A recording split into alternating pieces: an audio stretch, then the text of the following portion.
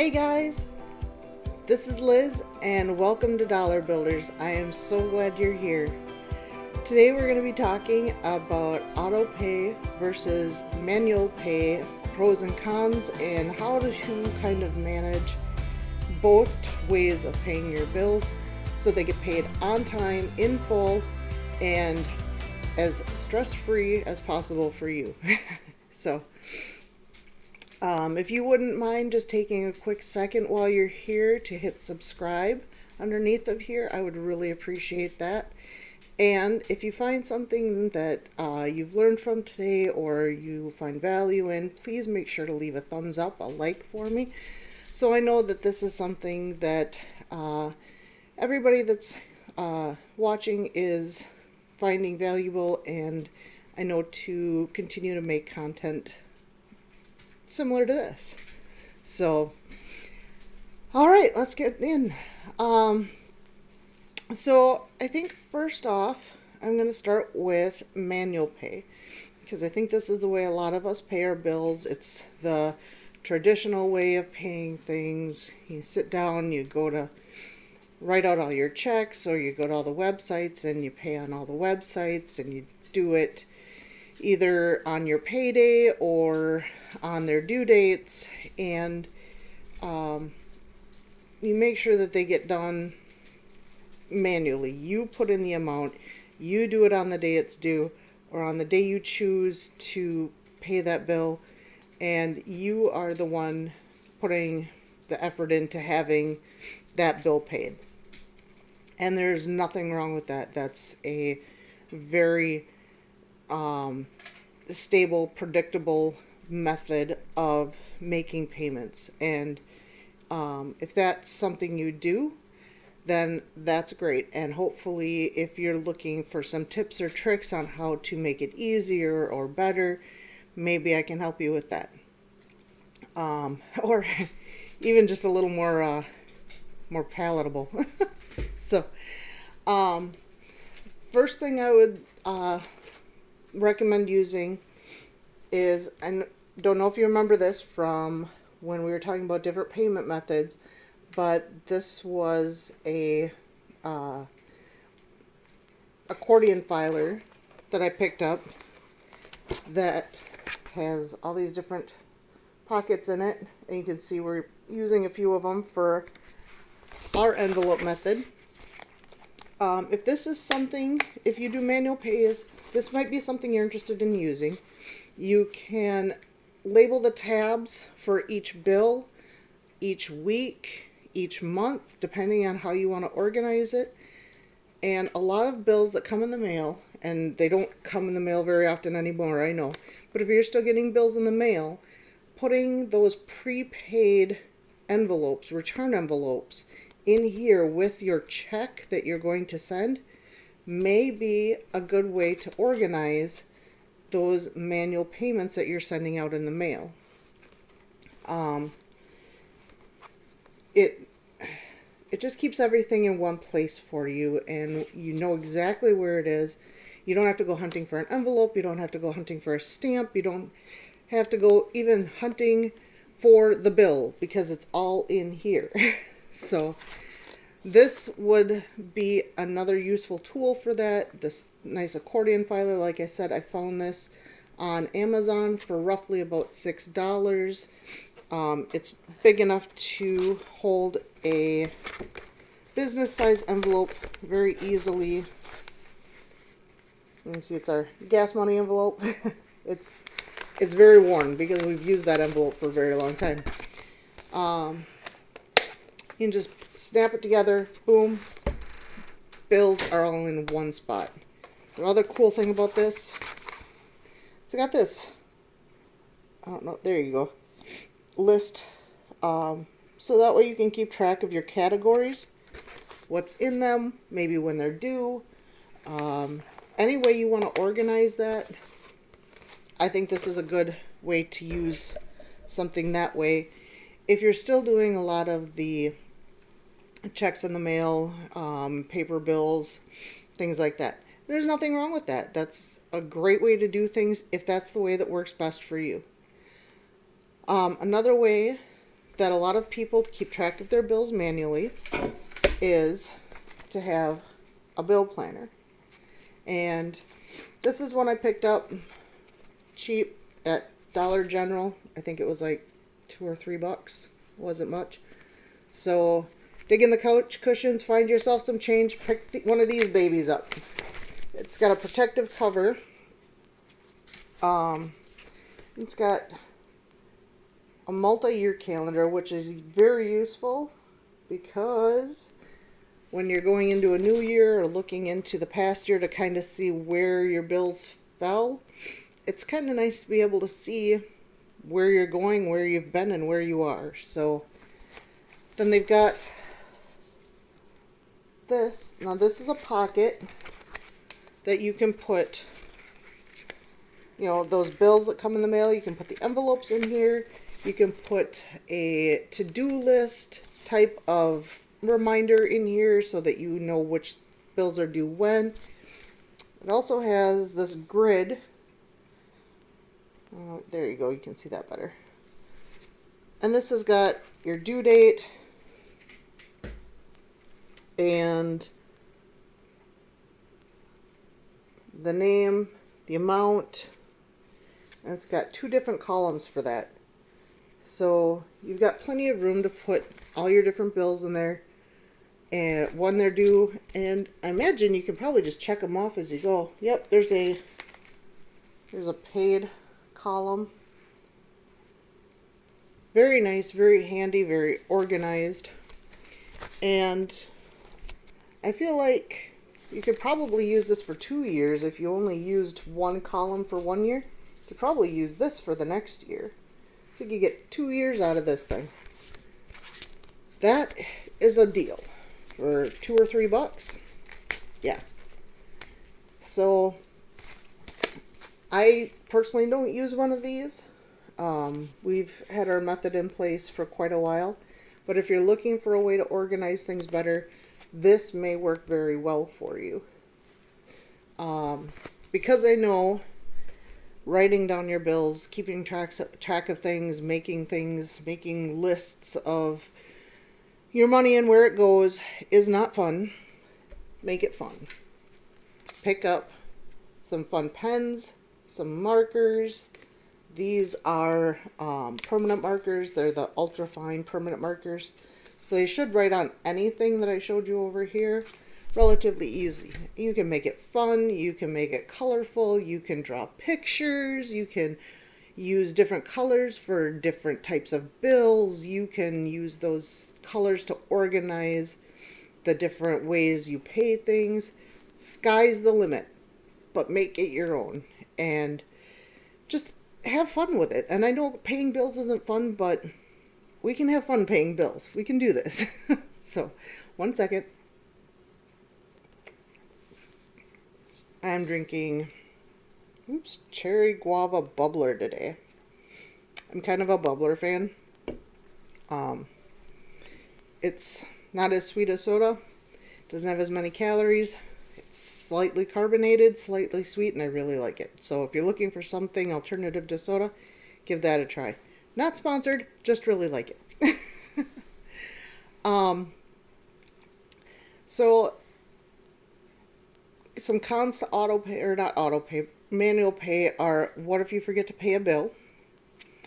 And what happens if your bill gets lost in the mail, doesn't get received? Those are things you have to follow up on, and you have to make sure that things get where they're supposed to get on time. I know the mail system has been a little wonky right now, so you have to send those out in the mail a little sooner. Email, sometimes things don't go where they're supposed to right away. You just have to do some follow-up and make sure things go where they're supposed to go. Or you can do what's called Autopay. Now, a pro to Autopay is you don't need to worry about due dates, because when you set up an Autopay option with most companies, you choose the date, or they give you the date that your bill is due on, that they will take that money out of your account. What I strongly suggest is if you're able to, through your bank, have a separate checking account for your auto pays only. This way, you're spending money for gas, groceries, your $100 cushion or $50 cushion, whatever you leave in your checking account for those, oh my gosh, I got to get that right now. That money doesn't get mixed up and accidentally used with your auto pay bills, and you don't bounce your regular checking account. It just seems easier in my mind to keep the two separate so that you have one for billing expenses, one account for billing expenses, and one account for living expenses. Another nice perk for auto pays is some companies give you a discount for signing up for their auto pay option. There's our cell phone service does this. If you stay on auto pay for so long, they take off so much a month periodically until they get to a certain point, and then you're just at that level and you have this deeper discount as long as you have service with them. Look for those perks, look for those bonuses, and when you're setting up an auto pay account, I would strongly also advise putting a full month's amount into that account right at the very beginning. So if you have a $50 phone bill and you sign up for your auto pay account, I would suggest putting that $50 in there right away so that when your next payment date comes around, it's there. The way we manage our auto pay account is we add up all the bills that go into that account. Most of them, all of them are the same amount every month. So it's real easy to add them up, and then we divide that by 4 because between the two of us we each get paid every week. And so every week a quarter of that amount goes into our auto pay account. When you put that whole amount in your account at first, it ensures that as things roll over and come around to get paid again, that every time that amount is in there and you don't have to worry about it. Obviously, you're going to want to leave yourself a little bit of cushion. You don't want to run this account down to nothing because that leaves you at risk for bouncing it, and we don't want bounced credit funds to go to your bank or anywhere. Nobody wants late payment fees or bounced account fees. We're not going to do the fee game. So a con with some of the auto pays are, like I said, if you don't keep an eye on things, you could bounce that account, or if you don't separate the funds from your living funds, you could end up overusing one or the other and bouncing your account. So again, I strongly suggest separating those accounts if possible and making sure that your living funds are separate from your auto pay funds. Another con is sometimes, and I've seen it happen a few times, where a company doesn't withdraw the money on time or doesn't withdraw it at all, and then you have to go through steps to make sure that everything is set up correctly, find out why it wasn't withdrawn, and hopefully get it paid, and if you were issued a late fee, have that late fee recouped to you. It's kind of a pain in the butt sometimes, but I can't say that I've heard of it happening often. So I guess give it a try, and if it's a consistent issue with a company, you can always disenroll with auto pay and pay it manually. I like using a combination of auto pay and manual pay. because there, like I said, there's certain, sorry, the dogs were protecting us from the big bad mailman. But like I was saying, I like to use a combination of manual payments and auto payments. We use auto payments mostly for the bills that are the same amount every month. So that would be like our cell phone bill, excuse me, my school loan. You get the idea. Things like that. Your internet bill is probably about the same every month. If it's within a few dollars, always round up and make sure that you have the higher amount available in your account. I like using manual pays for things that we don't necessarily need to pay every single time that they come around or every single month. Like our trash bill comes once every 3 months. So I don't want to put that on an auto pay because I don't want to forget that it's coming and all of a sudden this money is just gone and I'm sitting here going, what just happened? When we get that bill, it's nice to be able to just pay it right away and be done with it. And I know that it got paid. I don't wonder is this month the month that the trash was supposed to come out? Did it come out? Was it supposed to? No, there's none of that. When we get bills like that, we, pay them right away, so they're done. Another one we pay manually is our electric bill. It's not the same every month. It varies widely between seasons and amount of people who are home. And what I mean by that is right now there's 4 of us living here, but my son who lives here isn't here very often. He's off doing stuff with his friends because, he's 17. My other son who's living here is more out than in. He's working, he's off with his friends, he's doing things with his son. We don't see him very often either. But when they're both home, the electric bill goes up a little bit. So that varies. So bills like that, it's easier for us to pay manually. So we make sure the right amount is paid on the right date and that it gets taken care of correctly. That's another reason for our manual pay is if you have a bill with a varying due date.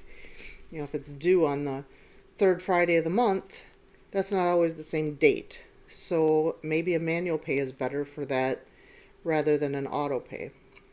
So there's pros and cons to both, and I hope I've given you some ideas on how to manage your bills both manually and with an auto pay option, giving you some ideas of how you can ward off some of the pros or ward off some of the cons on both and really take advantage of some of the pros on both ends too.